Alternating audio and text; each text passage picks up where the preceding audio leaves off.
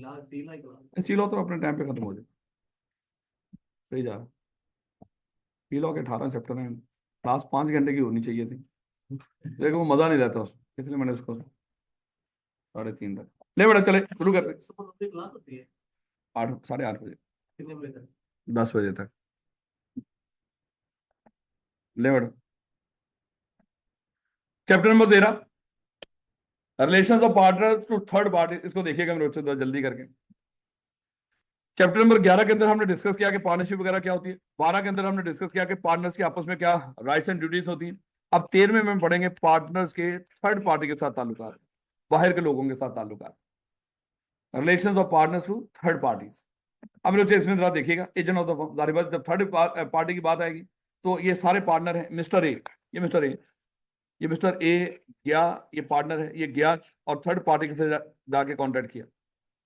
जब ये third party से कॉन्टेक्ट कर रहा था मिस्टर ए, उस वक्त बाकी पार्टनर्स का क्या था? एजेंट। ऐसे ही ना मेरे से। और बाकी पार्टनर्स के क्या बन रहे थे? प्रिंसिपल।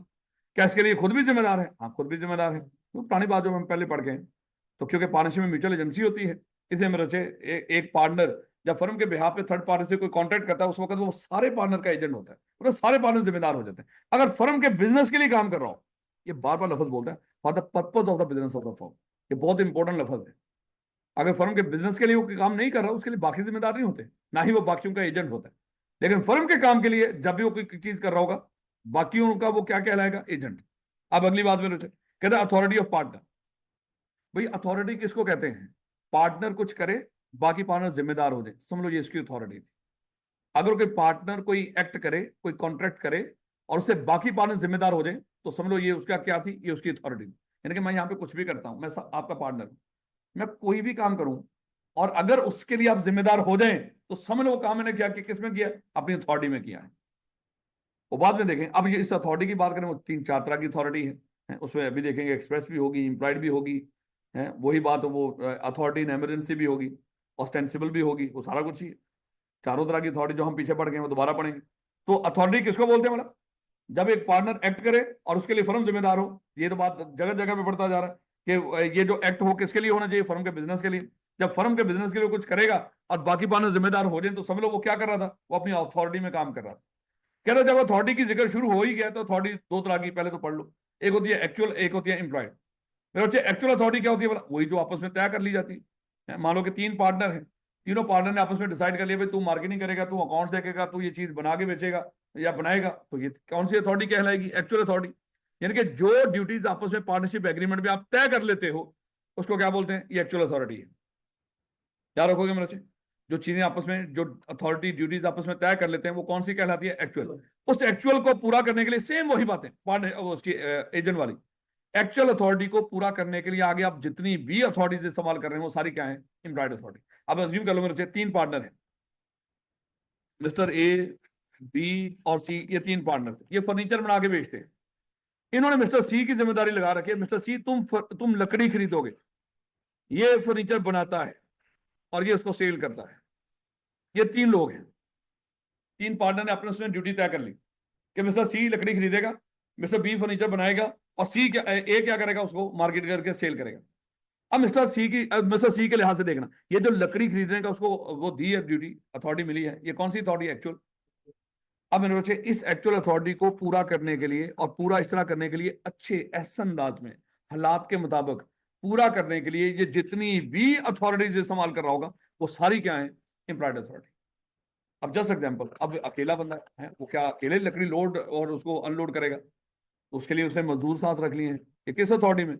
एम्प्लॉयड अथॉरिटी में है। उसको पता था कि भाई ये लकड़ी लेकर आना जाना भी है, कोई कन्वेंस की भी जरूरत पड़ेगी, है उसने एक कैरी डब्बा या कोई पिकअप इस तरह की कोई चीज खरीद ली है, वो किस अथॉरिटी में? एम्प्लॉयड अथॉरिटी में।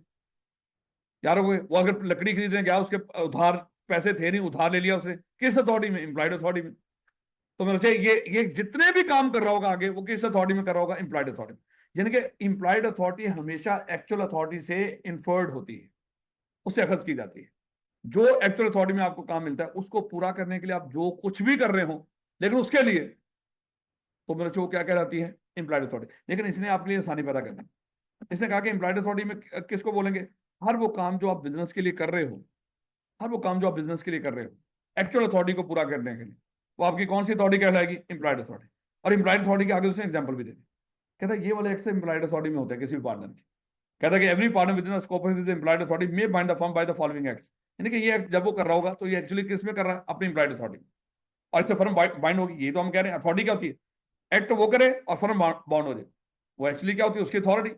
वो कहता है ये वाले काम उसको कहने की जरूरत नहीं, ये कर सकता है अपनी एम्प्लॉयड अथॉरिटी में, जब उसको कोई जिम्मेदारी दोगे। जब ये एक्ट करेगा तो फर्म बाइंड होगी, इसका मतलब ये एम्प्लॉयड अथॉरिटी थी उसकी। अब ये काम कौन कौन से में रचे, वो फर्म के बिहाफ पे चीजें खरीद भी सकता है, बेच भी सकता है, और सीधे इशू कर सकता है। कहता है अगर कोई बंदा, कोई डेटर था हमारा फर्म का, वो पैसा वापस करने आया, कोई भी पार्टनर अपनी एम्प्लॉयड अथॉरिटी में उससे पैसे वसूल कर सकता है। किसी ने फर्म के पैसे देने, कोई भी पार्टनर उससे पैसे वसूल कर सकता है अपनी एम्प्लॉयड अथॉरिटी में, और वो उसको रसीद दे दे कि ठीक है पैसे वसूल हो गए। और फर्म के बिहाफ पे उधार ले भी सकता है, दे भी सकता है। अगर मान लो कि किसी ने फर्म के पैसे देने हैं और फर्म ने उसके देने हैं, ये दोनों आपस में अकाउंट सेटल भी कर सकता है। और मेरे बच्चे ये सर्वेंट भी रख सकता है एम्प्लॉयड अथॉरिटी में। कोई चेक वगैरह, बिल ऑफ चेंज या प्रॉमिस नोट, ये भी इशू कर सकता है। कोई मूवेबल प्रॉपर्टी को ये प्लेज के तौर पे भी रखवा सकता है, यानी कि उधार ले और उसको प्लेज क्रिएट करा दे किसी मूवेबल प्रॉपर्टी की, गाड़ी शाड़ी इस तरह की चीज, फर्म के बिहाफ पे केस कर सकता है और हुआ हुआ केस डिफेंड कर सकता है। जब ये सारी हमने पढ़ी तो सर क्या हमने सोचा कि सर सादा वो कह देता ना सारे काम कर सकता है, ये याद रखनी है आपने। एम्प्लॉयड अथॉरिटी को डिफाइन करवाएगा और कहेगा बताओ वो कौन से एक्शन जो एम्प्लॉयड अथॉरिटी में आते हैं, ये वाली बात और ये वाली लिस्ट पूछ रखी है उसने। ये ना कहना क्या क्या मैं इतनी आसान बातें नहीं पूछता, पास पेपर देखो तो सही। लो बेटा, तो एम्प्लॉयड अथॉरिटी में जब हमने ये पढ़ा ये काम कर सकता है, तो एक सादा सा बंदा उठा, उसने कहा कि सर सादा कह देते ना, ये सारे काम कर सकता है, छोड़ा क्या उन्होंने? नहीं नहीं मेरे बच्चे, उसने बहुत काम छोड़ दिया अभी। उसे कह दिया कि एम्प्लॉयड अथॉरिटी में आप सब कुछ नहीं कर सकते। कानून ने वाजे तौर पे खुद कह दिया, कानून ने, एक पार्टनर अपनी एम्प्लॉयड अथॉरिटी में ये सारे कर सकता है, लेकिन ये काम नहीं कर सकता। ये कानून ने खुद मना कर दिया, एक पार्टनर अपनी एम्प्लॉयड अथॉरिटी में ये काम नहीं कर सकता। जब कानून ने खुद मना कर दिया तो कानून की किताबों में लिखा हुआ है। जब कानून की किताबों में लिखा हुआ तो ये कानून बन गया है। जब कानून बन गया है, अब हर बंदे को पता होना चाहिए, अगर कोई बंदा किसी फर्म का पार्टनर है भी, ये 8 काम वो अपनी मर्जी से नहीं कर सकता। ये 8 काम करने के लिए उसको बाकी पार्टनर की रजामंदी चाहिए हो। बाकी काम करने के लिए उसको, जो एम्प्लॉयड अथॉरिटी में पड़ गया, उसके लिए बाकी पार्टनर की रजामंदी की जरूरत नहीं है। लेकिन अगर कोई पार्टनर ये काम करना चाहता है, तो आप लोग भी अगर किसी पार्टनर से डील कर रहे हो और वो पार्टनर अकेला आपसे ये काम कर रहा हो, तो आपने उससे पूछना है कि भाई आप उसको इन्फोर्स करवाने के लिए इसको लीगली उसको कहो कि बाकियों से इजाजत ले, जब बाकियों को भी साथ रखे। अगर आप वो अकेला ये ट्रांजेक्शन आपके साथ कर रहा होगा, तो याद रखो बाकी उसको कैंसिल कर सकते हैं, फर्म जिम्मेदार नहीं होगी इन 8 कामों के लिए। और ये कानून है, याद रखोगे। इसे कानून कहता है कि इन चीजों का हर एक बंदे को पता होना चाहिए। कोई भी अकेला पार्टनर ये 8 काम नहीं कर सकता। 8 काम कौन कौन से? कोई भी पार्टनर उसकी अथॉरिटी में नहीं है कि फर्म का कोई आपस में पार्टनर्स का कॉन्फ्लिक्ट हो और अकेला बंदा उठा के उसको ले जाए किसी आर्बिट्रेटर के पास। क्योंकि आर्बिट्रेटर तो वैसे ही मेरे बच्चे एक रिटर्न एग्रीमेंट के साथ अपॉइंट होता है, तो एग्रीमेंट करोगे तो अपॉइंट होगा ना, तो बाकियों से पूछोगे तो आर्बिट्रेटर आ सकता है। एक पार्टनर के कहने पे फर्म के मामला को रिजॉल्व करने के लिए बीच में कोई आर्बिट्रेटर नहीं आएगा, ना ही वो लेकर जा सकता आर्बिट्रेटर के पास। आर्बिट्रेटर के पास ले जाओ, हाँ अदालत में जा सकता है। एक पार्टनर उसको पूछेगा, अगर उसको राइट नहीं मिल रहा उसका, उसके साथ कोई नाइंसाफी हो रही, वो अदालत में चला जाए। लेकिन मेरे बच्चे आर्बिट्रेटर के पास जाने के लिए उसको क्या करना पड़ेगा? बाकी पार्टनर से इजाजत लेनी पड़ेगी। याद रखो, एक पार्टनर फर्म का अकाउंट अपने नाम पर ओपन नहीं कर सकता। अगर मेरे बच्चे ओपन कर भी लिया तो बाकी डिनाई कर देंगे उसको। हाँ अगर बाकी अच्छा ये सारे काम हो सकते हैं, इसके लिए इजाजत चाहिए। तो फर्म का अकाउंट कोई भी पार्टनर अपने नाम पर ओपन नहीं करेगा, तो करना हो तो बाकी पार्टनर से पूछ के, फर्म का अकाउंट फर्म के नाम पर ही होगा। हाँ हो सकता है, अगर वही बात पूछ पूछ लो। तीसरे नंबर पे, किसी बंदे ने मान लो कि फर्म के पैसे देने थे, एक पार्टनर जाके पैसे रिकवर तो कर सकता है, लेकिन उसको ये कह के ठीक है कोई मसला नहीं है, ₹1,00,000 लेना तू 60,000 दे दे, 40,000 माफ कर दिया। एक पार्टनर की इस तरह एम्प्लॉयड अथॉरिटी में नहीं है, होता है कोई केसेस किसी ने कर रखा, फर्म ने हमारा ₹10,00,000 देना, ये जाके उसको कह के चल ठीक हो गया, कोई ले दे के उसको मामला वो रिजॉल्व कर रहे हो, तो कंप्रोमाइज नहीं करेगा।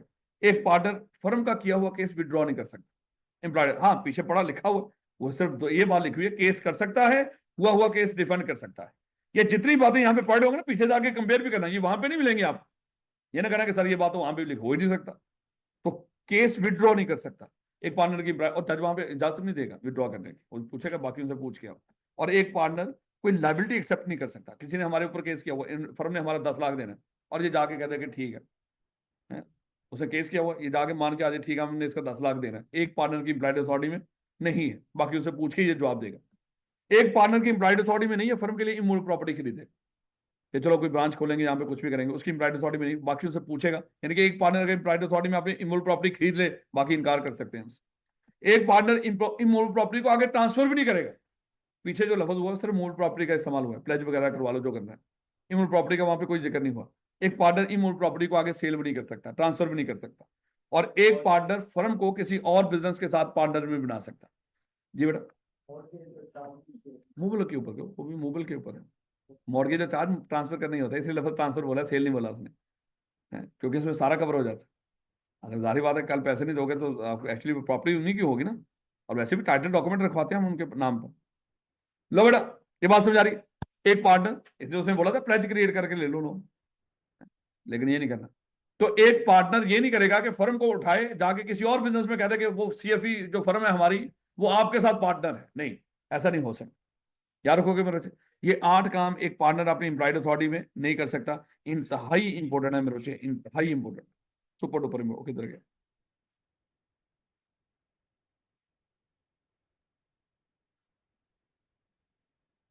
तो बेटा, स्टैट्यूटरी रिस्ट्रिक्शन जो अभी हमने डिस्कस की है, ये कानूनी रिस्ट्रिक्शंस हैं एम्प्लॉयड अथॉरिटी के ऊपर, यानी कि जो मर्जी कर लो, ये कर, ये 8 काम ना करना।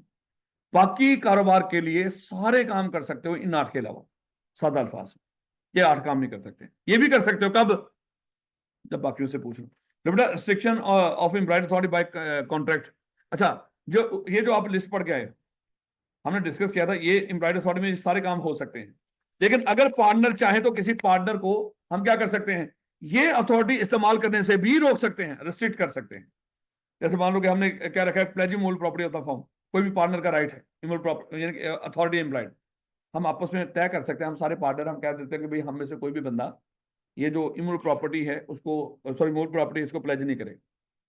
हालांकि कर सकता था, मना कर दिया। हम में से कोई भी बंदा कोई सर्वेंट नहीं रखेगा, हमने मना कर दिया, या किसी एक बंदे को मना कर दिया, तू पार्टनर है लेकिन कोई सर्वेंट नहीं रखेगा। इस तरह हम क्या कर सकते हैं, एम्प्लॉयड अथॉरिटी के ऊपर रिस्ट्रिक्शन भी लगा सकते हैं। लेकिन मेरे बच्चे, अब ये चीज देखना, अब इसको थोड़ा समझना मेरे बच्चे।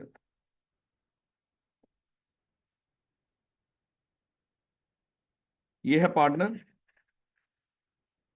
पार्टनर होगा, इसका मजारी बात है, इसका और लोग भी तो होंगे ना इसके साथ, फिलहाल इसकी बात करते हैं। इसके सामने 2 तरह के रिस्ट्रिक्शन है, अज्यूम कर लो। एक थी स्टैट्यूटरी रिस्ट्रिक्शन, वो 8 वाली। एक वो एम्प्लॉयड अथॉरिटी में जो काम कर सकता था, हमने उसमें एग्रीमेंट करके क्या कर दी, रिस्ट्रिक्शन लगा दी।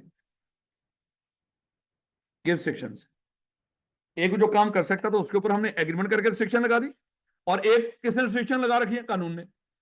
जो तो कानून ने 8 चीजों की रिस्ट्रिक्शन लगा रखी है, थर्ड पार्टी को इसका नॉलेज हो या ना हो कि ये काम कर सकता है कि नहीं, भाई वो कानून है, हर बंदे को पता होना चाहिए।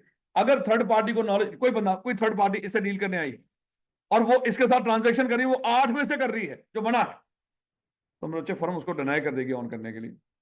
वो थर्ड पार्टी को भी चपेड़े पड़ेंगे, तो ये बेशर्मा पता नहीं कानून का, ये काम कर ही नहीं सकता। तो ये तो मेरे बच्चे सारी दुनिया को, ये रिस्ट्रिक्शन तो सारी दुनिया को पता होनी चाहिए, कानून है। लेकिन बच्चे रौला इन रिस्ट्रिक्शंस का, ये जो 8, ये जो एम्प्लॉयड अथॉरिटी में थी और हमने खुद लगा दी, जो काम कर सकता था, जो हमने एग्रीमेंट से रिस्ट्रिक्शन लगाई हो, ये कब मेरे बच्चे, कब ये कार आमद साबित होगी, ये रिस्ट्रिक्शन कब कार आमद साबित होगी। कहता है ये रिस्ट्रिक्शन आप एम्प्लॉयड अथॉरिटी पे लगाएं और थर्ड पार्टी को इसका नॉलेज हो। अगर थर्ड पार्टी को रिस्ट्रिक्शन का नॉलेज है तो फिर ये कारामद होगी। अगर थर्ड पार्टी को इसका नॉलेज ही नहीं, तो एक पार्टनर इससे तजावज करके थर्ड पार्टी से कॉन्टेक्ट कर रहा है, आपने चाहे मना किया था, जस्ट एग्जांपल, हम सब लोग यहाँ पे सीवी में पार्टनर है, आपने मुझे मना कर दिया था, राणा साहब आपने कोई सर्वेंट नहीं रखना, आप कोई इंप्लॉय नहीं रखेंगे यहाँ, आपने मेरी इस इंप्लॉयड अथॉरिटी के ऊपर रिस्ट्रिक्शन लगा दी थी। अब मैंने क्या कर लिया, किसी बंदे को इंप्लॉय के तौर पर रख लिया, उसको नहीं पता कि राणा साहब को मना किया हुआ इन्होंने। अब मेरे बच्चे, उस बंदे को जो मैंने रखा है उसका फर्म के साथ कॉन्ट्रैक्ट हो गया है। ये जो एम्प्लॉयड अथॉरिटी के ऊपर जो हम खुद रिस्ट्रिक्शन लगाते हैं, ये थर्ड पार्टी के लिए तब वैलिड होती हैं तो इसको माने जब उनको नॉलेज, अगर उनको नॉलेज ही ना हो तो हम उनसे, हम अपनी एम्प्लॉयड अथॉरिटी के ऊपर रिस्ट्रिक्शन के बावजूद उससे कॉन्टैक्ट कर लें, फर्म उसके लिए जिम्मेदार होती है। बोला तो बात है, ये मेरी वो होगी जो विलफुल नेग्लिजेंस हम पीछे पड़ गए हैं ना, फर्म बाद में ये क्या करेगी, मुझसे नुकसान पूरा करवाएगी, नाना साहब तो मना किया है ना, बंदा नहीं रखना। अब सारी बात उसको तो नहीं पता, अब उसको निकाल भी नहीं सकते इस तरह, लेकिन जो हम पे करें फिर आप तेरी उसमें सैलरी में हम जो भी सैलरी या प्रॉफिट प्रॉफिट में उसको एडजस्ट करेंगे। याद रखोगे इस बात। लेकिन अगर थर्ड पार्टी को भी नॉलेज हो, उनको पता है, जगह जगह पे हमने लिख के लगा रखा है, सबको नोटिस दे रखा है, अखबार में इश्तेहार दे रखा है, राणा साहब कोई बंदा नहीं रख सकते, और जो बंदा आया था उसको भी पता है, उसके बावजूद उसको रख लिया, तो उसको भी चपेड़े पड़ेंगे, उसको उसी को चपेड़े पड़ेंगे। और दूसरी बात मेरी तरफ आ रही थी, मैं मना कर दिया, मैंने कहा उसी को चपेड़ो, उसको कहेंगे तुझे पता नहीं था, तो फिर क्यों रखा है, तो निकल जाएगा।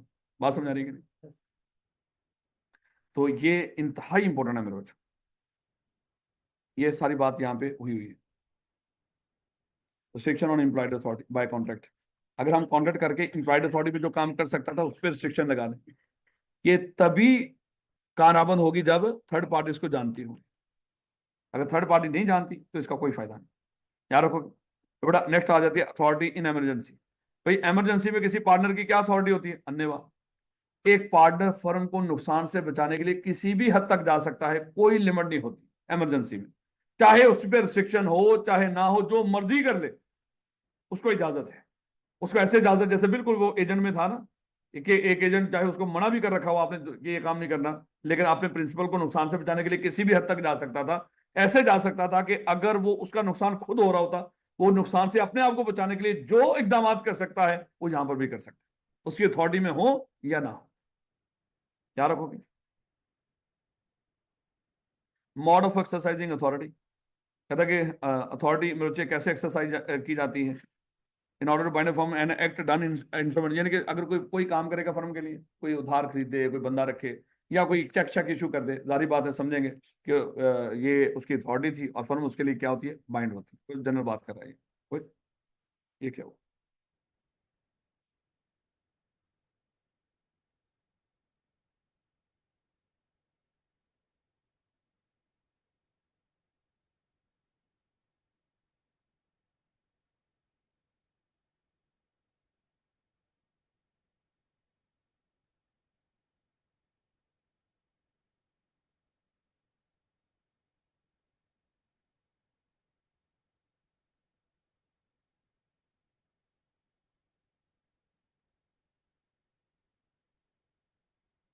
ले बेटा, ये बातें होगी यहां तक साथी। ले बेटा, लाइबिलिटी ऑफ पार्टनर फर्म, मजीद देखिए effect of admission of partner.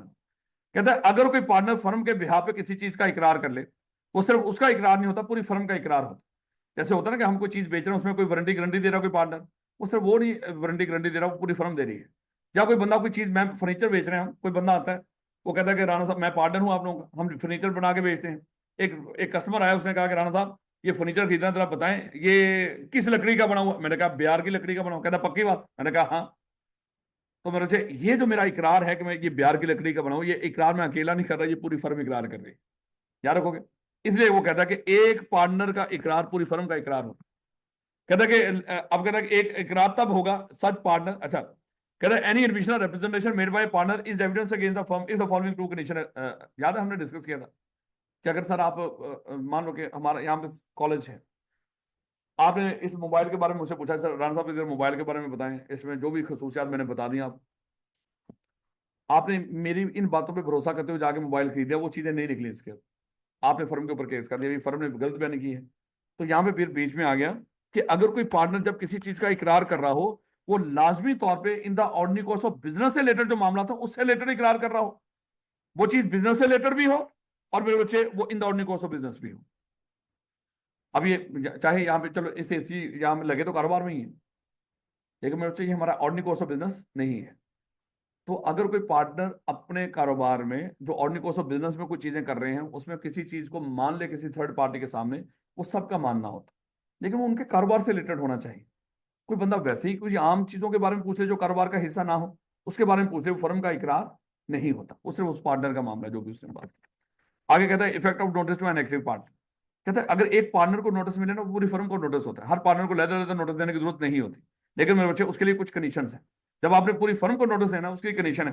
कहता है एक तो मेरे बच्चे ये नोटिस होना चाहिए फर्म के बिजनेस से रिलेटेड है, अफेयर से रिलेटेड होना चाहिए है। एक बंदे ने कमेटी मारी हुई है या कुछ और मामला किया हुआ है, मोहल्ले में उसने मुर्गियां उठाई हुई है, तो इसका मतलब फर्म को नोटिस दे दो, ये तो मुनासिब नहीं। एक तो मेरे बच्चे अफेयर से रिलेटेड, और दूसरा ये लाजमी तौर पर किसी वर्किंग पार्टनर को नोटिस दिया जाए, किसी स्लीपिंग पार्टनर को नोटिस ना दिया जाए। याद है स्लीपिंग या डॉर्मेंट पार्टनर या सीक्रेट पार्टनर, ये वो पार्टनर था जिसको दुनिया जानती नहीं पार्टनर। अगर उस बंदे के नाम पे नोटिस आया है, वो फर्म को नोटिस कंसीडर नहीं किया जाता, क्योंकि नोटिस देने वाले का इरादा भी उसी बंदे को नोटिस देना, क्योंकि उसको पता है ये बंदा पार्टनर है ही नहीं। याद रखोगे, क्योंकि स्लीपिंग पार्टनर दुनिया नहीं जानती ये बंदा पार्टनर है। जब उसको नोटिस आएगा, ये फर्म को नोटिस कंसीडर नहीं किया जाता। मान लो हम सब लोग सीएफए के पार्टनर हैं, मैं स्लीपिंग पार्टनर हूं। जब मेरे नाम पे नोटिस आएगा ना, उस बंदे का इरादा ही मुझे नोटिस देना हो, ये फर्म को कंसीडर नहीं किया जाए, क्योंकि मैं दुनिया के सामने हूं ही नहीं पार्टनर। वो बंदा भी जिसने मुझे नोटिस दिया, उसको पता मैं राणा इस फर्म का पार्टनर नहीं है। याद रखोगे। और तीसरे नंबर पे, जब कोई फ्रॉड से रिलेटेड फ्रॉड वो नोटिस हो, किसी की तरफ से आ रहा हो, अदालत की तरफ से किसी पार्टनर ने फ्रॉड किया है, वो फ्रॉडिये पार्टनर को नोटिस नहीं देना। अगर फ्रॉड से रिलेटेड नोटिस तो फ्रॉडियो को दे दिया, ये फर्म को नोटिस कंसीडर नहीं किया जाएगा। ये कंडीशन पूरी करनी। अफेयर से रिलेटेड हो, दूसरे नंबर पे स्लीपिंग पार्टनर को ना दिया गया हो, अगर फ्रॉडिया था फ्रॉडिये को ना दिया गया हो, इसके अलावा नोटिस होगा तो वो फर्म को नोटिस कंसीडर होगा। एक पार्टनर को मिला, समझो पूरी फर्म को notice. Joint and several liability हमने पहले ही पढ़ लिया था मेरे बच्चे। फर्म के अंदर पार्टनर्स की लायबिलिटी कैसी होती है, जॉइंट एंड सेवरल। यानी कि अगर इन पार्टनर ने किसी का 10 लाख रुपया देना, तो ये दोनों मिलकर पे करते हैं। अगर मिलकर नहीं वो पे कर रहे तो वो अकेले किसी एक बंदे पर भी केस करके पैसे रिकवर कर सकता है, क्योंकि पार्टनरशिप के अंदर लायबिलिटी जॉइंट भी होती है, मिलकर पे कर दो, और सेवरल भी होती है, चाहे थर्ड पार्टी एक बंदे से सारे पैसे रिकवर कर ले। लो बेटा, अभी हमने डिस्कस किया था, अगर किसी पार्टनर ने कोई रॉन्गफुल एक्ट किया है, किसी थर्ड पार्टी का नुकसान किया है, फ्रॉड करके या कोई भी किस तरह का काम करके, तो मैंने उसे याद रखना कि फर्म उसके लिए क्या होगी, जिम्मेदार होगी। अगर कोई पार्टनर फर्म के बिजनेस से रिलेटेड थर्ड पार्टी को कोई नुकसान पहुंचाता है, तो उसके लिए फर्म क्या होगी, जिम्मेदार होगी, चाहे वो उसकी नेग्लिजेंस हो, चाहे उसका फ्रॉड हो, चाहे कुछ भी। हाँ, फ्रॉड में हम पीछे पड़ गए हैं कि फिर बाकी पार्टनर क्या करेंगे, वो उसी पार्टनर से सारा रिकवर करेंगे जिससे फ्रॉड किया है। कहता है कि liability for miss application by partner, ये भी आएगा, आपको बड़ा पसंद है। वो कहते हैं कि अगर फर्म के बिजनेस से रिलेटेड किसी थर्ड पार्टी ने कोई प्रॉपर्टी या पैसा दिया था और किसी पार्टनर ने उसको मिस अप्लाई किया, तो उसके लिए फर्म जिम्मेदार। लेकिन अगर फर्म का काम ही ना हो, जैसे एग्जांपल, हम यहाँ पे कॉलेज बना के बैठे होंगे, हमारे एक पार्टनर का थोड़ा गाड़ियों में थोड़ा उसका हाथ अच्छा है, वो गाड़ियां काफी सही कर लेते, वैसे ही हमारा काम तो नहीं गाड़ियां सही करना है। किसी को पता चला वो फलाना बंदा वो गाड़ी बड़ी जबरदस्त सेट कर देता है, वो आया, उसको गाड़ी देगा उसको सही करने के लिए, उसने आगे बेच के खा पी गया। उन्होंने कहा कि भाई ये तो, मान लो, या उसने उसको सही करके उसको रेंट पे चलाना शुरू कर दिया, कुछ भी मिस अप्लाई किया, उसने फर्म पर केस कर दिया उस बंदे ने कि देखे जी मैंने इनको गाड़ी दी थी सही करने के लिए, इन्होंने उसको उसमें ये किया है मेरे साथ 2 नंबरी। तो साथ ही बच्चे उसको क्या जवाब आएगा फिर, कि ये फर्म, फिर इसमें क्या कसूर है फर्म का, क्योंकि फर्म का तो ये कारोबार ही नहीं, ये तो तेरा उस पार्टनर का मामला है, उस बंदे का मामला है इंडिविजुअली, ये फर्म का इसमें कोई लेना देना नहीं है, चाहे वो हमारा पार्टनर है, लेकिन ये तो हमारा काम ही नहीं।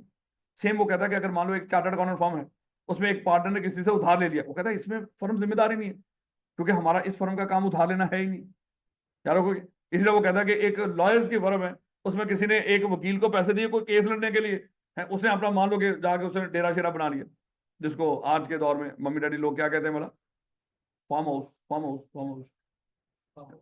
ये बचपन में सारी दुनिया के हैं जिनको डेरा कहते हैं, हम वेली कहते हैं, लेकिन इन माशाल्लाह इन लोगों के ये क्या है, फार्म हाउस है। तो फार्म हाउस बना लिया भैया उसने, हैं? और गांव वाले कहते हैं कि यार है फार्म हाउस है, तुम तो डेरा कहते हैं। मेरा नहीं नहीं, ये फार्म हाउस है। यार क्या कमाल होता जा रहा है नई जनरेशन के। ले बेटा, ये बात समझ आ रही है, क्योंकि हमारी सारी जिंदगी फार्म हाउस पे गुजरी। हम हैरान होते हैं यार, ये तो फिर ऐसे तो फिर चंगे रहे ना, यहीं तो सारी जिंदगी फार्म हाउस ही रहे। ले बेटा, liability for miss application by partners, तो ये बात समझ आ गई मेरे से। अगर कोई बंदा, अच्छा मैं बता रहा था, वकील को पैसे दिए और वकील ने केस लड़ने की बजाय उसको मिस अप्लाई कर दिया, गाड़ी खरीदी कुछ भी कर लिया, केस नहीं लड़ा, ये फर्म का कसूर, क्योंकि उसने केस लड़ने के लिए पैसे दिए, ये तो इंडाउटली को बिजनेस था। याद रखोगे मेरे बच्चों, तो ये ध्यान रखना बड़ा इंपॉर्टेंट है मेरे बच्चों, बड़ा इंपॉर्टेंट। होल्डिंग ऑर्डर, ये हम पहले ही पढ़ के आए थे अगर आपको याद है, यहाँ पे जरा थोड़ी सी ज्यादा बातें पढ़ लोगे। होल्डिंग ऑर्डर में क्या था, अच्छा होल्डिंग पार्टनर बाय स्टॉपर और होल्डिंग ऑर्डर लफ्ज पूरा ही है मेरे बच्चे, चाहे इसने आगे यहाँ पे हेडिंग होल्डिंग ऑर्डर की दे रखी है, लेकिन ये है कौन सा, पार्टनर बाय स्टॉपर और होल्डिंग ऑर्डर ही है, ये वही जो हमने वहां पे पढ़ा था। लो बेटा, क्या था बोला यहाँ पे होल्डिंग ऑर्डर में, हमने कहा था कि अगर दो लोग थे, मिस्टर ए और बी पार्टनर थे, इनका एक दोस्त था मिस्टर सी, जस्ट दोस्त है मेरे बच्चे। इसने क्या किया था, ये जब ये किसी बिजनेस मीटिंग के लिए गए थे मिस्टर डी के पास, तो सी ने क्या किया था वहां पे, ये भी साथ हो लिया था उनके, तो या तो फंसा था या फंसाया गया था, ऐसे मेरे बच्चे, फंसा अपनी जुबान से या हरकतों से, खुद बोल दे मैं पार्टनर हूं इनका और वो इनकार ना करे, और या मेरे बच्चे हरकतें ऐसी कर रहा हूं उसके बाद इस बंदे के साथ इसके लिए कितनी रिक्वायरमेंट थी? दो। एक क्या है? यकीन, फेथ, और दूसरा उधार भी दे दिया। तो ये मेरे बच्चे हमने डिस्कस किया था क्या होता है partner by stop loss holding out. आगे यहाँ पे और छोटी छोटी बातें बता रहे हैं। डायरेक्ट रिप्रेजेंटेशन भी हो सकती है, इनडायरेक्ट रिप्रेजेंटेशन भी हो सकती है। जैसे मान लो कहते इससे कोई फर्क नहीं पड़ता, रिप्रेजेंटेशन चाहे डायरेक्ट हो चाहे इनडायरेक्ट हो। जस्ट एग्जाम्पल कहना वो चेक देखें। डायरेक्ट रिप्रेजेंटेशन क्या है? आपके सामने आपकी मौजूदगी में मैं किसी को ये कहता हूँ कि मैं इनका पार्टनर है। तो अगर आप उसको इनकार नहीं कर रहे तो मेरे से एक्चुअली ये क्या है? ये डायरेक्ट रिप्रेजेंटेशन। कह रहे partner by holding out may by word spoken और रिटन और by his conduct represent himself as a partner to be a partner. यानी मैं अपने अल्फाजों से कह रहा हूँ बाकी पार्टनर के सामने मैं इनका पार्टनर हूँ और वो इनकार नहीं कर रहे। या इनडायरेक्ट रिप्रेजेंटेशन भी हो सकती है। कहता है कि आपकी मौजूदगी में आपके जानते हुए कोई बंदा आपको पार्टनर कह रहा हो और आप इनकार ना कर रहे हो, ये इनडायरेक्ट रिप्रेजेंटेशन। यानी कि कहना वो ये चाह रहे चाहे खुद फंसो चाहे आपको फंसाया जा रहा हो, लेकिन नॉलेज में होना जरूरी है। सारी बात ये ना हो कि एक बंदे को आप कह रहे हो कि एक बंदा आपको किसी में किसी जगह पे पार्टनर कह रहा है और आप घर में सो रहे हो, आपको क्या पता कि कौन कौन बंदा आपको पार्टनर कह रहा है? तो उसके लिए फिर आप पार्टनर नहीं बनेंगे। खैर ले बेटा, अगर कहता है कि अज्यूम कर लो मिस्टर ए मिस्टर सी के सामने कहता है मिस्टर बी मेरा पार्टनर है और मिस्टर बी खामोश रहे, कोई हाँ ना में जवाब ना दे, तो इसका मतलब ये पार्टनर ही होता है। ऐसे ना मेरे बच्चों। अब वो पेपर में अक्सर कहता है कि मिस्टर ए ने मिस्टर बी को ये मिस्टर सी के सामने कहा मिस्टर बी मेरा एजेंट है, या ये मेरा प्रिंसिपल है, या ये मेरा पार्टनर है, बात एक ही है। और वो मुस्कुरा दिया, वो मुस्कुरा दिया। हमने डिस्कस किया था चाहे वो रोए चाहे मुस्कुराए चाहे वो उठ के नाचने शुरू कर दे, है ये इनकार नहीं होता। अगर उसने इनकार नहीं किया और थर्ड पार्टी ने यकीन कर लिया उसके एजेंट होने पे या पार्टनर होने पे या प्रिंसिपल होने पे, तो मेरे बच्चे उसने यकीन कर लिया उसके साथ कोई ट्रांजेक्शन कर ली इस यकीन के साथ, तो मेरे बच्चे वो जिम्मेदार हो। इसके साथ ट्रांजेक्शन कर ली तो वो जिम्मेदार।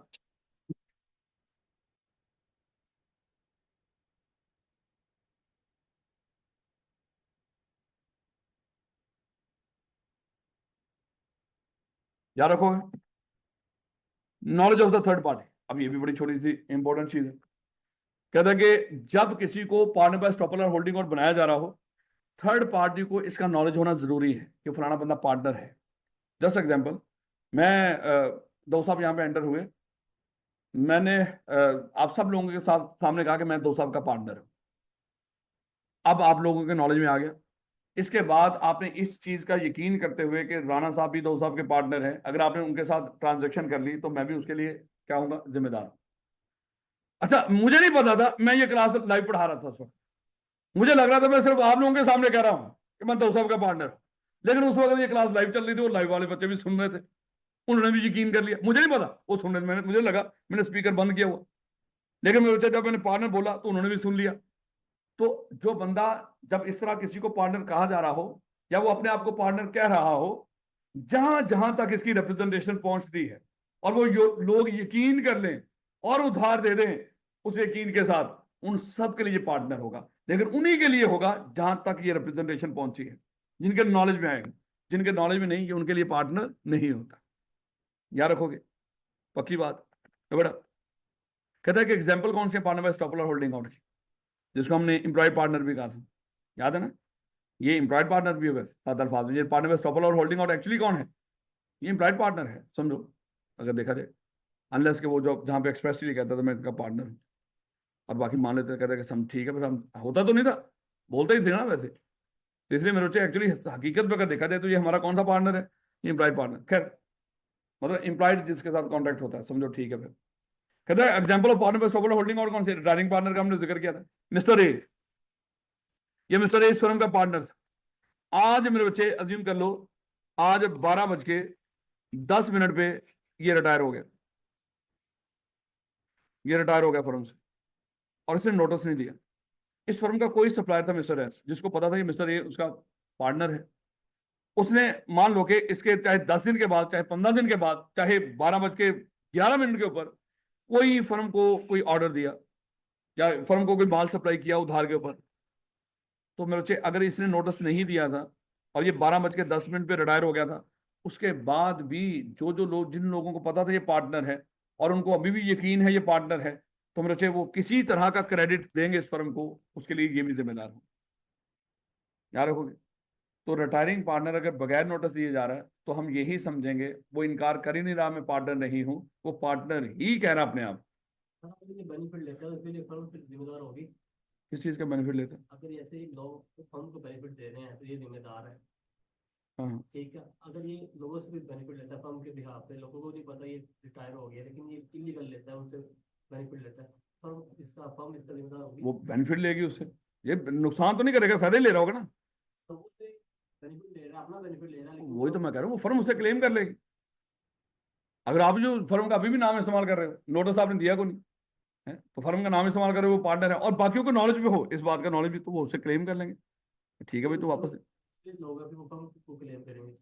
उनके, जब जिन जिन लोगों को पता है ना ये बंदा पार्टनर है, हाँ, चाहे वो रिटायर होके चला गया और वो उसी यकीन के साथ अभी भी उसके कहने पे आ रहे हैं कि मैं पार्टनर ही हूँ, उसने नोटिस तो दिया ही नहीं, तो उसके लिए सारे मेरे बच्चे वो जिम्मेदार होंगे। आप रिटायर हो गए यहाँ से, हमें पता है, बाहर दुनिया को अभी भी कह रहे हो मैं पार्टनर ही हूँ, और वो जितने लोग उधार दे रहे होंगे फर्म को, उन सब के लिए आप जिम्मेदार हो। और अगर आप अभी भी फर्म का नाम इस्तेमाल करके और बाकी पार्टनर को नॉलेज है, आप इस्तेमाल करके उसका फायदा, वो उससे क्लेम भी कर सकते हैं आपसे। अगर बाकी पार्टनर को नॉलेज ना हुआ तो क्या बाकी ये पार्टनर को नॉलेज ना हो कि आप कोई बेनिफिट ले रहे हो, तो जब नॉलेज में आएगा, वो सीक्रेट प्रॉफिट ऐसे ही तो था, है? जब नॉलेज में आता है तो फिर उस वक्त फंस जाएगा। सीक्रेट प्रॉफिट करते रहो, 100 साल करते रहो, मैंने आपको 100 साल की एग्जाम्पल इसलिए दी थी, छुपो छुपा के करते रहो, तो लेकिन जब फिर पता चलेगा तो क्लेम कर लेंगे। ले बेटा, इसी तरह हम वैसे माइनर और रिटेनिंग मेजॉरिटी डिस्कस करेंगे। अभी हम ये अभी टॉपिक वैसे ही आ जाएगा तो उस वक्त डिस्कस कर लेंगे कि इसके साथ क्या होता है। कहते हैं इनके ऊपर मेरे बच्चे ये असूल अप्लाई नहीं होते। अच्छा, ये भी हमने डिस्कस कर दिया कि इस पार्टनर को नोटिस देने की जरूरत नहीं होती बड़ा, स्लीपिंग या डॉर्मेंट पार्टनर का। अच्छा, इनके ऊपर पार्टनर स्टॉपर होल्डिंग आउट का असूल अप्लाई नहीं होता, इनको नोटिस देके जाने की जरूरत नहीं है। एक बंदा मर गया, आज 11:35 पे इसकी डेथ होगी, मेरे बच्चे मेरे बताए कि नोटिस देगा मैं मर गया हूँ? तो मौका नहीं मिलता, अल्लाह माफ करे। तो इसलिए मेरे, क्योंकि देखो, आखिरी सांस जब तक नहीं निकल जाता इंसान का, उसको जिंदा रहने की उम्मीद होती है। ये एक कहते हैं सबसे बड़ी जो उम्मीद है ना इंसान को, उसको जिंदा रहने की है, कि मैं कभी मरूंगा नहीं। तो मर्जी हो जाए, सारी दुनिया मर रही है इर्द गिर्द, कोविड आ गया, फलाना हो गया, सानू यकीन है सानू कुछ नहीं होना। अमेरिका फलानी जगह पे जंग लड़ रहा है, ये हो गया, फलानी चीज हो गई, सानू यकीन है सानू कुछ नहीं होना। लोगों को दफना रहे होते हैं, हमें यकीन होता है कि मैं नहीं मरना, इन्हें बेचारी थी किस्मत मारी है, मर गया, इसको दफना रहे।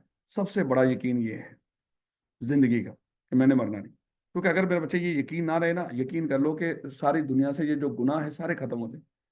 अगर किसी बंदे को यकीन आ जाए ना मैंने मरना है, तो मरने के बाद इस यकीन के साथ तो फिर बंदा गुनाह नहीं करता। ये जो गुनाह हो रहे हैं इसी बेस पे हो रहे हैं कि भाई मैंने कौन सा मरना है। फिर अगर मर भी गया तो आगे हिसाब का भी कौन। जब मैं पैदा हुआ था उस वक्त तो मुझे कौन सा पता था मैं दुनिया पे आ गया हूँ? बड़े अरसे तक तो मुझे यही नहीं पता था मैं दुनिया पे आ गया हूँ, मुझे कुछ नहीं पता। लेकिन उसके बाद जब मैं मरूंगा फिर मुझे कुछ नहीं पता होना, मैं मर रहा हूँ या मैं क्या हूँ, मेरी लाश कहाँ पे पड़ी है, तो खत्म हो जाएगा रौला, मिट्टी बन जाऊंगा, मामला खत्म। तो इस मोस्टली लोग जो है वो इस यकीन के साथ जिंदगी गुजार, अनफॉर्चुनेटली, जो कि नहीं होना चाहिए। ठीक है बोलो, बेटा ये बात समझ आ गई। तो 11:35 पे इसकी डेथ हुई। तो भैया जब 11:35 के बाद 11:36 पे जो कॉन्ट्रैक्ट हुआ है ना फर्म का, उसके लिए इसकी लाइबिलिटी नहीं है, उसकी जाहिर बात है ये तो मर गया, इसकी प्रॉपर्टी भी लाइबल नहीं है जो फर्म में पड़ी होगी। याद रखोगे? याद रखोगे? ठीक हो गया। इसी तरह जब कोई बंदा इंसॉल्वेंट होता है, इंसॉल्वेंट आपको पता है कि कोर्ट डिक्लेयर करता है किसी बंदे को इंसॉल्वेंट है कि नहीं। जब कोर्ट किसी बंदे को इंसॉल्वेंट डिक्लेयर कर दे, उसके बाद मेरे बच्चे याद रखना, ये कोर्ट का डिक्लेयर करना ही पूरी दुनिया को नोटिस होता है, अब ये बंदा इंसॉल्वेंट हो गया, अब ये पार्टनर नहीं है, इसको अलहदा नोटिस देने की जरूरत नहीं होती। इंसॉल्वेंट बंदा, जाहिर बात है वो पार्टनर नहीं रहता, और इस बंदे को नोटिस देने की जरूरत नहीं रहती। तो बेटा इन राइट ऑफ ट्रांसफरी और ऑफ ए पार्टनर्स इंटरेस्ट, याद है सब पार्टनर की बात हुई थी।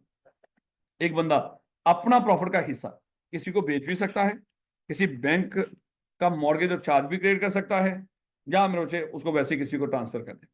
जो ट्रांसफर करता है उसको ट्रांसफरर कहते हैं, जिसको ट्रांसफर किया जाता है उसको ट्रांसफरी कहते हैं। तो यहाँ पे मेरे बच्चे हम क्या पढ़ने जा रहे हैं? Rights of transferee of A partners interest. अब ये राइट क्या है मेरे बच्चे? कहते हैं जब तक इसके राइट क्या होंगे, राइट दो हिस्सों में डिवाइड करके पढ़ने हैं। जब तक फर्म चल रही हो इस बंदे को सिर्फ प्रॉफिट का हिस्सा मिलता रहता है जो इससे तय हुआ हुआ। जब फर्म खत्म होगी तो इसको हम क्या करेंगे? इसको एसेट का हिस्सा देंगे और साथ उस वक्त हम इसके सामने अकाउंट्स भी रखेंगे। ये देखना जरा, कहता है कि इसका राइट क्या होगा, राइट टू ट्रांसफर। जब तक कहता है कि जब तक तो फर्म चल रही है इसको क्या मिलेगा, प्रॉफिट।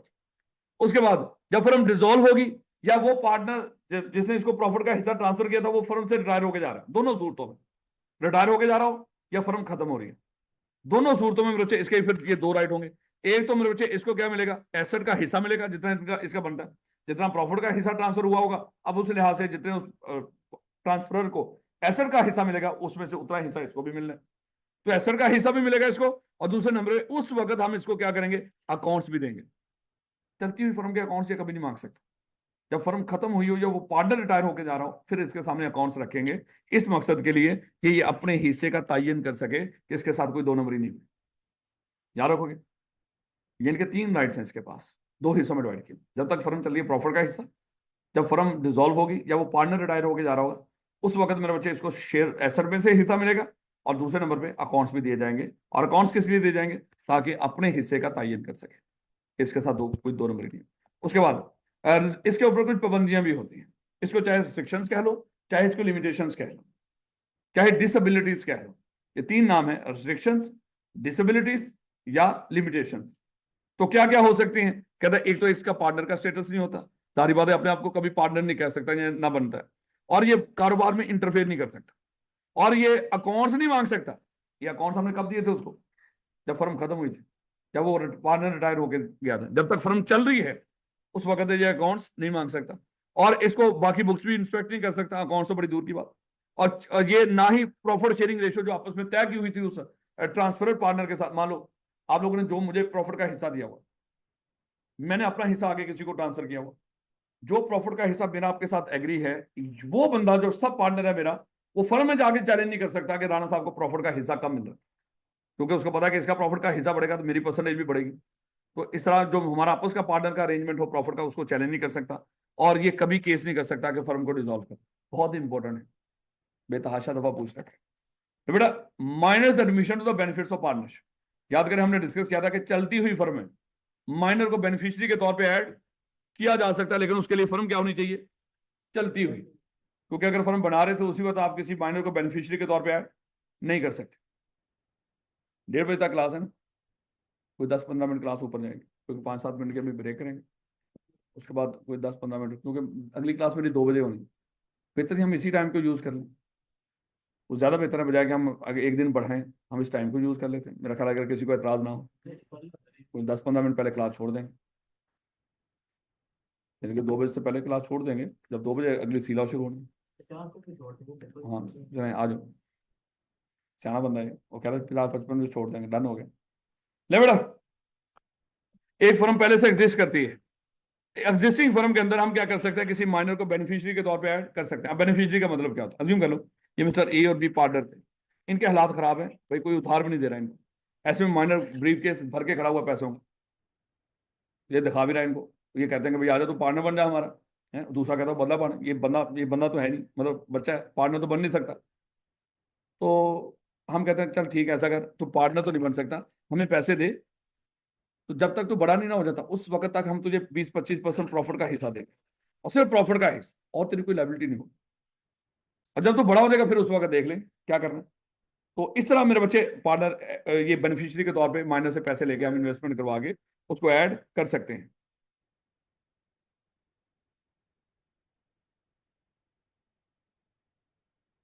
ठीक हो गया। तो बाज़ का हम बच्चे की इन्वेस्टमेंट करवा देते हैं, या बाज़ का क्या होता है, एक पार्टनर की डेथ होगी, मिस्टर ए बी और सी, 3 पार्टनर थे, सी की डेथ होगी, मेरे बच्चे, उसके बाद हमने सी की जो प्रॉपर्टी थी चाहिए थी कि उसके घर वालों को वापस कर देते नेट, लेकिन हमने क्या किया, हमने कहा कि भाई इसके प्रॉपर्टी वापस नहीं करेंगे, तो हम इसका जब जो प्रॉफिट का हिस्सा इसको दे रहे थे, हम उसके माइनर बच्चे को क्या कर लेते हैं, अपनी फर्म में बेनिफिशियरी के तौर पे ऐड कर देते हैं। तो ऐसे भी ऐड कर सकते हैं, यानी कि किसी पार्टनर के मरने के बाद उसके बच्चे को, या अज्यूम कर लो कि चाहे कोई नहीं मरा लेकिन आप किसी बच्चे को वो कर, लेकिन मुझे एक चीज बता, मिस्टर ए और बी 2 ही पार्टनर है, मिस्टर ए की डेथ होगी, अब मिस्टर बी सोच रहा है कि भैया ऐसा करता हूं, उसका हिस्सा उसकी फैमिली को नहीं देता, तो जब तक मान लो कि मिस्टर उसका बच्चा है एक टाइम, वो बड़ा नहीं हो जाता, मैं उसको बेनिफिशियरी के तौर पे ऐड कर लेता। पार्टनर उसके लिए 2 कॉम्पिटेंट टू कॉन्ट्रैक्ट लोग होने चाहिए। अब तो जारी बात है, ये तो एक सोल ट्रेडर वाला कारोबार हो सकता है, ये पार्टनरशिप तो नहीं। और सोल ट्रेडर में कौन बेनिफिशियरी होता है, सब समझा रहा हूँ। इसलिए मेरे को ये तो अजीब सा मामला हो जाएगा, तो ये पार्टनर हो गई नहीं, अकेला बंदा पार्टनर नहीं होता। खैर लो बेटा, अब यहाँ पे ये छोटी छोटी बातें बता रखी है। कहता है कि माइनर वैसे तो इनकम्पिटेंट टू कॉन्ट्रैक्ट होता है, और अगर आप इससे कोई कॉन्ट्रैक्ट कर भी लेंगे वो वॉइड एब इनिशियो होता है। कहता है कि पार्टनरशिप कॉन्ट्रैक्ट से बनती है, इसलिए माइनर उसमें पार्टनर नहीं बन सकता, लेकिन with the consent of all the partner. अब देखो एक यहाँ पे भी कॉन्सेंट आई है सारे पार्टनर्स। जब बिजनेस की नेचर चेंज हो रही हो, सब पार्टनर की कॉन्सेंट।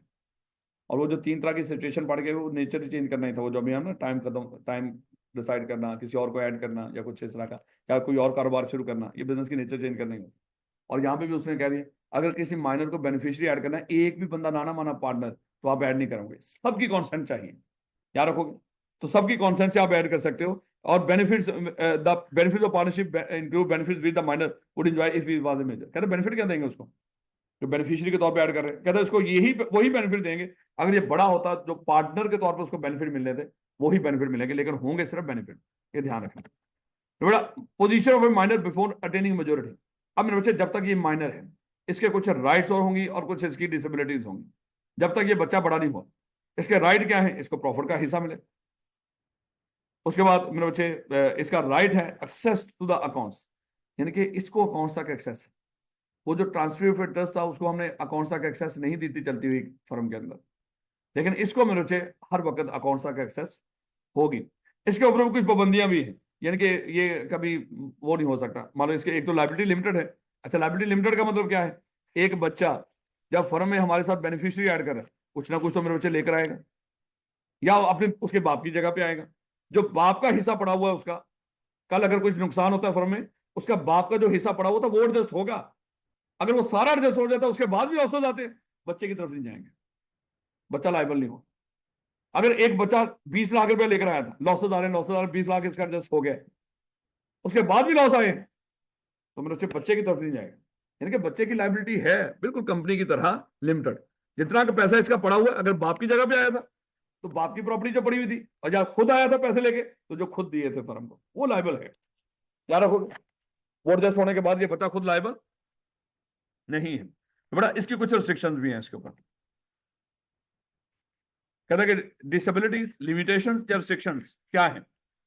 माइनर मेरे से ये इसको स्टेटस सुधारी वाला पार्टनर का वही बात, और ये बाकी पार्टनर पे केस नहीं कर सकता प्रॉफिट वगैरह के लिए, एक्सेप्ट हाँ अगर छोड़ के जा रहा हो तो फिर मेरे बच्चे अपनी प्रॉपर्टी शॉपर्टी के लिए केस कर ले, मेरा जो हिस्सा बंदा दे दो है। लेकिन चलती हुई फर्म में मेरे बच्चे को किसी चीज के लिए केस नहीं कर सकता।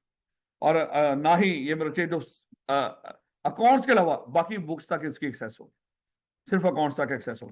तो बेटा position of A minor on attaining majority, जब ये बच्चा बड़ा होगा, अब क्या मेरे बच्चे, अब वो मामला सारा शुरू हो जाएगा कानूनी। अज्यूम कर लो ये बच्चा, आज इसकी उम्र है 16 साल, और ये था साल 2022, ये था 1 जनवरी 2022, इसकी उम्र कितनी है, 16 साल। इसको पार्टनरशिप में बेनिफिट्स के तौर पे ऐड कर लिया। मेरे बच्चे, मुझे अज्यूम कर लो ये कब बड़ा होगा जाके, इसने जो मेजोरिटी कब ऐड करनी है, अटेन कर लेनी है 31 दिसंबर 2023 को। 22 पूरा है ना, 22 और 23 तो 18 साल का हो जाएगा। अज्यूम कर लो यहाँ पे ये 18 साल का हो गया। जब ये 18 साल का हो गया यहाँ पे, अब मेरे बच्चे कानून कहते हैं कि तेरे पास 6 महीने हैं, 6 महीने हैं तेरे पास।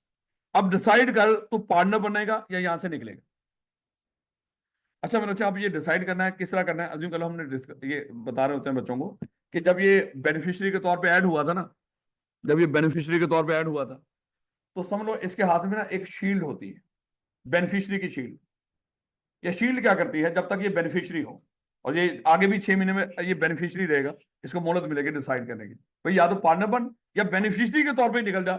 बड़ा होने के बाद 6 महीने, इसको ये 6 महीने मोहलत के होते हैं, इस दौरान भी इसका स्टेटस बेनिफिशियरी वाला ही होता है, लेकिन 6 महीने के बाद वो स्टेटस बदलेगा। लेकिन ये डिसाइड मामला क्या होता है बेनिफिशियरी का, कि जब तक ये बेनिफिशियरी है, फर्म से जो लॉस आएगा, ये जो बेनिफिशियरी की शील्ड उस लॉस को रोक देती है।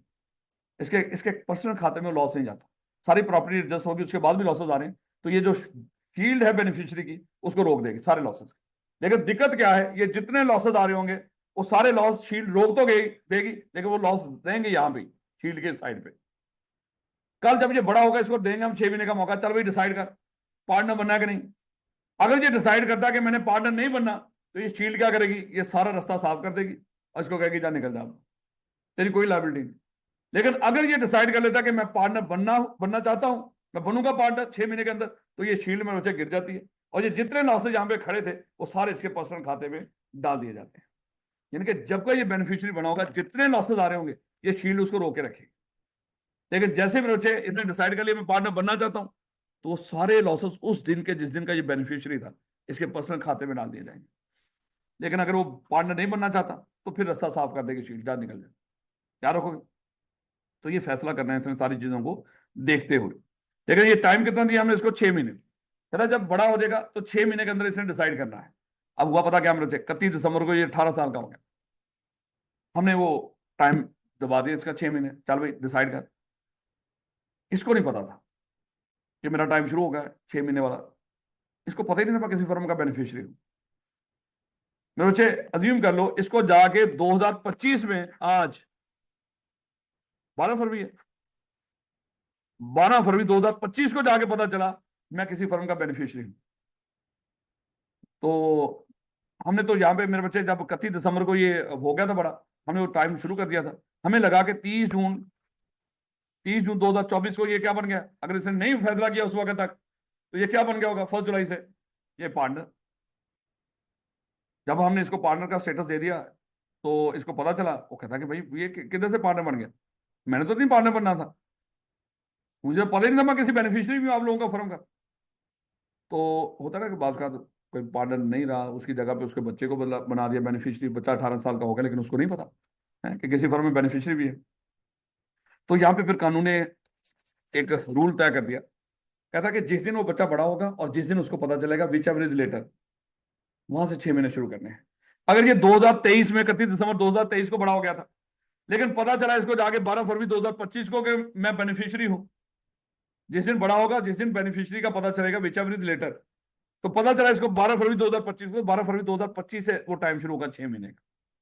लेकिन अगर इसको पहले दिन से ही पता था कि मैं बेनिफिशियरी हूं, या मान लो कि मेजोरिटी से पहले पता चल गया था मैं बेनिफिशियरी हूं, तो जिस दिन एज ऑफ मेजोरिटी अटेन करेगा, बाद में फिर एज ऑफ मेजोरिटी आएगी ना, देखो दो चीजें, जिस दिन पता चला, जिस दिन age of majority attain whichever is later, तो वहां से वो टाइम शुरू हो जाएगा 6 महीने का। अगर 6 महीने में उसने कोई नोटिस ना दिया, 6 महीने गुजरने के बाद वो ऑटोमेटिकली क्या बनने का पार्ट, चाहे 6 महीने के आखिरी दिन वो नोटिस दे दे मैं पार्टनर नहीं बनना चाह रहा, तो एज ए पार्टनर यानी कि एज ए बेनिफिशियरी वहां से निकल जाएगा। क्या रखोगे, यानी कि उन 6 महीनों में उसका स्टेटस कैसा रहेगा, बेनिफिशियरी वाला, चाहे वो बड़ा हो गया। पता नहीं ये बात समझ आइएगा। लो बेटा, कहते हैं पोजिशनल माइनर और ट्रेनिंग मेजोरिटी जब बड़ा होगा तो 6 महीने डिसाइड करे निकलना है या पार्टनर के तौर पर रहना। कहता है ये 6 महीने कहां से शुरू होंगे, विच एवर इज लेटर, कौन सा, ये 2 तरीके। उसने कोई बंदा उसने एज ऑफ मेजोरिटी टेन की, मुझे बता दो, कोई बंदा उसने एज ऑफ मेजोरिटी टेन की मेरे 31 दिसंबर 2025 को, 24 कर लो चलो, और उसको पता चला मैं कि उस फर्म का बेनिफिशियरी था, वो उसको पता चला मेरे बच्चे अज्यूम कर लो 30 जून 2025 को इसको पता चला, तो 6 महीने कहां से शुरू होंगे, 30 जून 2025 को। अच्छा वो बड़ा हुआ है 31 दिसंबर 2025 को और उसको पता चला है मान लो 12 जनवरी 2025 को, कहां से शुरू होगा, 12 जनवरी 2025 है, विच एवर इज लेटर। अच्छा उसको वो बड़ा हुआ है 31 दिसंबर 2024 को और उसको पता था मेरे बच्चे पता चला है 30 जून 2000, ये 24 लिखा है कि 25 लिखा है, 30 जून 2024 को उसको पता चल गया था। तो यहां से तो ये मसल सूल याद रखें। और इसको पता नहीं था, ये कौन साबित करेगा, वो बच्चा खुद, तो उसको पता नहीं है वो साबित भी कौन करेगा, बच्चा खुद साबित करेगा। जैसे मान लो अल्लाह माफ करे ये 9 मई के वाक़े में बड़े सारे लोग हैं उनके बड़े प्यारे चले गए और वो बेचारे वहीं पे उनको पता ही नहीं। तो ये भी हो सकता है वो कहेगा पाजी मैं तो 9 मई के वाक़े जो उठा लेता है ना, मुझे पता ही नहीं बात क्यों है। अल्लाह माफ करे उसका बच्चे का बाप भी नहीं रहा, उसकी जगह पे इसको बेनिफिशियरी बना लिया, उसको वहां पे मान लो कि मिलिट्री कोर्ट के अंदर उसको 10 साल की कैद होगी, 10 साल बाद बेचारा वापस आया, उसको क्या पता मैं कहीं पे बेनिफिशियरी हूँ कहीं कहीं पे क्या हूँ, तो साबित करेगा जो भी। नो बेटा, पोजीशन माइनर और ट्रेनिंग मेजोरिटी, जब ये मेजोरिटी ट्रेन करेगा तो फिर क्या होगा, ये डिसाइड करेगा या तो पब्लिक नोटिस देगा टू बिकम ए पार्टनर या not to become a partner, notice देगा ये। अगर नोटिस नहीं देता हम समझेंगे ये क्या है, ये पार्टनर है। याद है हमने डिस्कस किया था कि वो डी इम्प्लाइड, तो मेरे बच्चे इम्प्लाइड का यही होता है ना, टीम, तो ये वो पार्टनर है जो इस तरह भी टीम बन रहा हो। अगर वो कहता है मैंने पार्टनर नहीं बनना, अच्छा, अगर वो कहता है मैंने पार्टनर नहीं बनना तो फिर, अच्छा सॉरी, ये है elected to become a partner. अगर वो कहता है मैंने पार्टनर बनना है, 6 महीने के अंदर अंदर डिसाइड कर लिया उसमें मैंने पार्टनर बनना है, तो फिर क्या होगा, पर्सनली लायबल हो जाएगा थर्ड पार्टी को उन सारी लाइबिलिटीज के लिए जब से ये बेनिफिशियरी के तौर पे ऐड हुआ था, since he was admitted to the benefits. और इसको जाहिर बात है वही प्रॉफिट के हिस्से मिलेंगे, प्रॉपर्टी के हिस्से मिलेंगे, उतना ही हिस्सेदार होगा, हकदार होगा जितना उसको बेनिफिशियरी के तौर पे मिलता था। अगर ये कहता है मैंने नहीं बनना, तो फिर मेरे बच्चे जाहिर बात है उसके वो 6 महीने तक जब तक ये फैसला नहीं कर देता उसका वही राइट्स और लाइबिलिटी चलेंगी जो बेनिफिशियरी माइनर वाली थी, बेनिफिशियरी वाली वही चलेंगी चाहे वो बड़ा भी हो गया। 6 महीने तक अगर उसने डिसाइड आखिरी तारीख को जाके किया है, कहता उस दिन तक भी उसके वही राइट्स और लाइबिलिटी रहेंगे जो बेनिफिशियरी वाले थे जब तक इसे फैसला नहीं किया था। और उसके बाद जा रहा है तो मेरे बच्चे फर्म के किसी भी मामले के लिए लायबल नहीं होगा। जब वो नोटिस दे देगा मैं नहीं बनना पार्टनर, तो फर्म के किसी मामले के लिए लायबल, जाहिर बात है पहले भी नहीं था, अब भी नहीं लायबल होगा। और उसके बाद ही है, और उसका बल्कि उसका शेयर भी लायबल नहीं होगा। जब नोटिस दे देगा मैंने पार्टनर नहीं बनना, तो वो जो फर्म का हिस्सा पड़ा हुआ था ना, उसका पैसे पड़े हुए थे अगर कुछ बचे हुए हैं, वो भी उसके लिए लायबल नहीं होंगे। और जाहिर बात है he has right to sue partner, अगर वो पैसे उसका प्रॉपर्टी का हिस्सा नहीं दे रहे, उनके ऊपर केस भी कर सकता है मेरा हिस्सा दो। तो बेटा अभी क्लास खत्म नहीं होगी, याद रखिएगा, हम दोबारा इकट्ठे होंगे इंशाल्लाह। 1:14 हुए, 1:20 पे दोबारा इकट्ठे होंगे।